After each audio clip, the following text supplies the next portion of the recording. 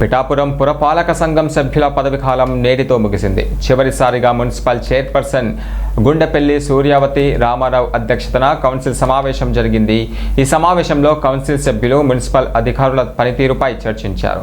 కొన్ని సభ్యులు మున్సిపల్ అధికారుల పూర్తి స్థాయిలో సహకరించలేదని ఆవేదన వ్యక్తం చేశారు.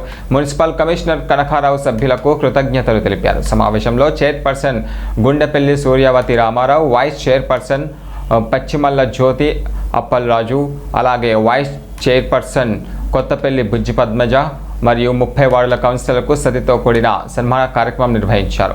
వార్డు కౌన్సిలర్లు అప్పటి వైసీపీ ప్రభుత్వానికి తమ వార్డుల అభివృద్ధికి సహకరించిన మాజీ ఎమ్మెల్యే పెడం ధృబాబుకు కృతజ్ఞతలు తెలిపారు. ఈ కార్యక్రమంలో మున్సిపల్ అధికారులు, పట్టణ ప్రముఖులు, ఇతర కౌన్సిల్ సభ్యులు పాల్గొన్నారు.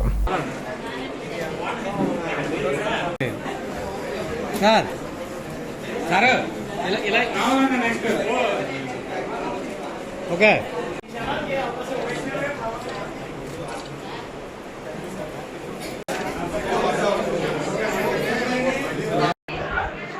జగన్మోహన్ రెడ్డి గారు పార్టీకి చేసిన సేవలను గుర్తించి ఈ అవకాశం కల్పించడం, ముందుగా జగన్మోహన్ రెడ్డి గారికి ధన్యవాదాలు తెలియజేసుకుంటా ఉన్నాను. గతంలో 2014లో కూడా నేను మున్సిపల్ చైర్పర్సన్ అభ్యర్థిగా ఆ రోజు జగన్మోహన్ రెడ్డి గారు నిర్ణయిస్తే నేను పిఠాపురం పట్టణంలో పోటీ చేయడం జరిగింది. అప్పుడు ఈ పీఠాన్ని అది అధిష్ఠించడం నా వల్ల ఆ రోజు మా పార్టీ వల్ల కాకపోయింది. అదే 2021లో అవకాశం ఇచ్చినప్పుడు మళ్ళీ ఆయన గుర్తించి మహిళా రిజర్వేషన్ అవడంతో నా భార్య శ్రీమతి సూర్యావతి గారికి నా ద్వారా అవకాశం కల్పించి ఈ పట్టణ ప్రజలకు 5 సంవత్సరాలు సేవ చేసే బాధ్యత కల్పించడం చాలా సంతోషకరం.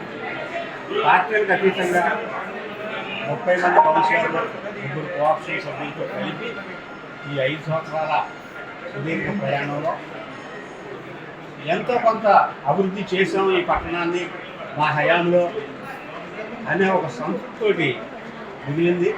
ముఖ్యంగా మా హయాంలో ఈ పట్టణానికి తలమానిగ్గా నిలబడిన బాస్కెట్బాల్ కోర్ట్, ఒక స్థానిక సంస్థ దాదాపు 80 లక్షల రూపాయలు ఖర్చు పెట్టి పిఠాపురం మున్సిపాలిటీ ఈ రాష్ట్రంలోనే ఎక్కడా లేని విధంగా ఒక బాల్ కోర్టుని తయారు చేయగలడం అంటే అది మా సభ్యులందరి కృషి. అక్కడ మా ఎమ్మెల్యే పెండం ధర్బాబు గారు కూడా దీనికి పూర్తి సహకారం అందించి మా కౌన్సిల్ సభ్యులందరూ కూడా ఇంత నిధులు ఎందుకు పెట్టేస్తున్నారు ఆ కోర్టులో చెప్పి ఏ రోజు ఎవరో కూడా దానికి వ్యతిరేకంగా మాట్లాడకుండా సహకరించాడు. కాబట్టి దాన్ని ఈ రోజుకి పిఠాపురం పట్టణంలో ఆ హయాంలో జరిగిన అభివృద్ధిగా చిరస్థాయిగా ఉండిపోయే విధంగా తయారు చేసుకుందండి. అదేవిధంగా ఈ 5 ఏళ్ల కాలంలో ఈ కౌన్సిల్ ద్వారా 41,58 లక్షల రూపాయలు పనులు ప్రతిపాదించడం జరిగింది. ఏ నిధులైతే జనరల్ ఫండ్ అయితేనేవి, 15 ఫైనాన్స్ అయితేనేవి,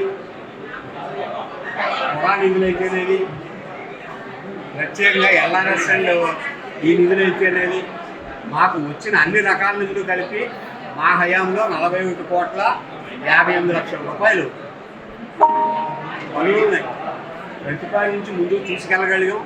అందులో దాదాపుగా 20 కోట్ల రూపాయల పనులు పూర్తిగా పూర్తయినాయి.